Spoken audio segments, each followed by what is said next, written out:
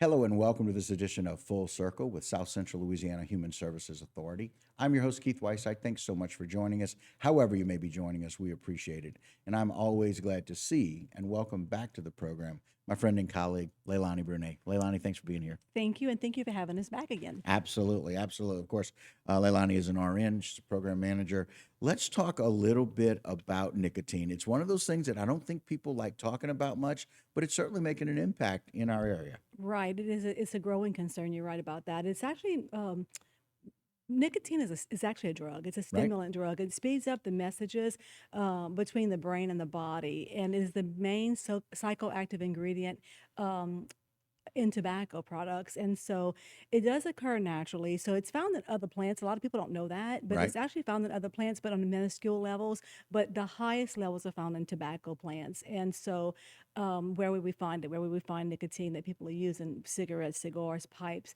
And the more recent type of items would be vaping, which is very recent, and hookahs all have Okay. nicotine in them. They do. Now, one of the things that people ask all the time is, does nicotine itself cause cancer? The good news about that is it does not. It doesn't. It Okay. does not. Now, that doesn't mean it's the best thing for us to be on, but it does. Right. It's safely used and has been safely used for years for nicotine replacement therapy. So patches, gums, lozenges, and things like that. So yeah, it's not. It in and of itself does not cause cancer. Okay. But some of the problems that they have with it. And so, if it doesn't cause cancer, what is it that we're having this discussion about? Why is it so concerning? That's a great question. And it's really because it's so highly addictive, is gripping millions of people. And we had good news happening for a while there. We saw our adolescents' smoking levels dropping, and that was Hmm. really, really good. And then we have the onset of vaping that comes, and we see it going back up again. So where we saw an improvement, we saw a decline again. But another huge problem that's concerning is that unlike smoking a cigarette or a cigar, you had to wait for an hour and a half for a cigarette break at one time. Now it's so easy to conceal that you can be vaping all day long. You're not giving your body a rest because it's so easy to conceal. People don't know that you're doing it very often, and that's not just for adults. That's for young people too. Okay, so that socialization factor about people knowing maybe what you are or are not doing is so much more easily hidden. Yes. We talk all the time about some of the positive and negative impacts of different drugs. Let's talk a little bit about the negative effects of nicotine One use. of the most concerning negative effects that I can think of would be that it's a vasoconstrictor. So our vessels constrict Yeah. whenever we use them. And so when you have that happening, it's concerning for your skin. It's concerning really for your coronary blood vessels. It could cause Hmm. high blood pressure, and does. And another thing is, I mean, you know about this, you work in this field outside of this, but the wound healing Mm. is greatly diminished Yep. because you have constriction going on, so wound healing is affected, and macular degeneration. We're seeing a correlation to macular degeneration and Wow.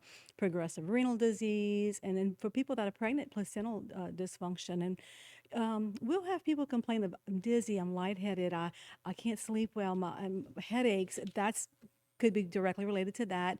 And then additionally, it turns into a compulsive type use, tolerance, and physical dependence as well. So, And so it's really interesting. We hear sometimes those people that the first thing that they do when they wake up is they have a cigarette. oh, yeah, And maybe the last thing that they do before they go to bed that's is have right. a cigarette. That's right. And when we see some of these things, interestingly enough, the sleep disturbances, some of the headaches, all of Hmm. those things can really impact your day to day life, but also your sleeping. And we know And what happens if you don't sleep And I well. want to just say this real quick to encourage anybody out there who may say, look, I tried to quit, I felt worse. That's normal for many people because if they Yes. smoked a lot, your body's now getting a good dose of good healthy oxygen, and your body's getting back to a state of normalcy. And instead of feeling better for a little while, you might not feel so well.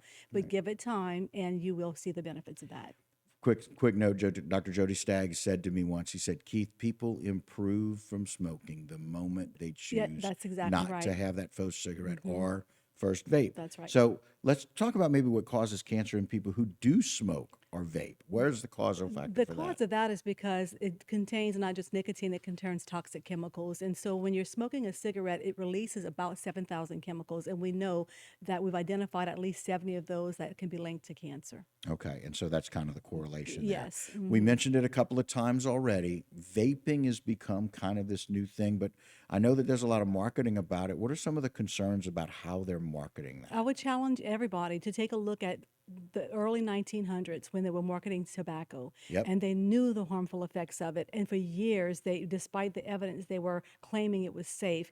It's eerie. You could almost take a look at marketing then for tobacco and marketing now for vaping, and it's similar. I mean, it's identical. And so we really won't know the fullness of the problems for many years to come. Just like for cigarettes, it took us years and years to realize the dangers that were associated with that. And so that's the concern about the way it's being marketed, that it's being appealing to the young people.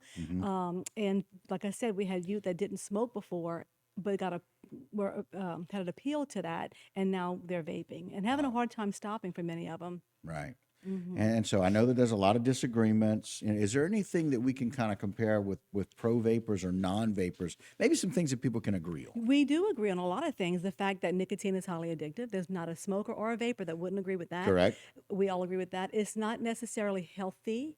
We would say it's healthier. I think 3,000 negative chemicals compared to 7,000 would be healthier. It's a decrease. An option adults are using with a smoking history that they might choose this. I wouldn't want a young person to start on that, but someone who's been smoking for years might want that. And the best time to quit any addiction is before it ever starts. That's a great comment. We would all agree on that. If people need more information, where can they go? Please contact South Central Louisiana Human Services Authority. We have locations in 4 areas: La Place, Houma, Morgan City, and Terrebonne Parish in Houma. I might have said Houma Yep, already. very good. Yeah. So give us a call. I appreciate it. Thanks for joining us. Thank today, you for Lady having Ann. us We appreciate again. it. All right, guys, that'll do it for this particular segment of Full Circle. Don't go anywhere. A lot more local programming right here on HTV.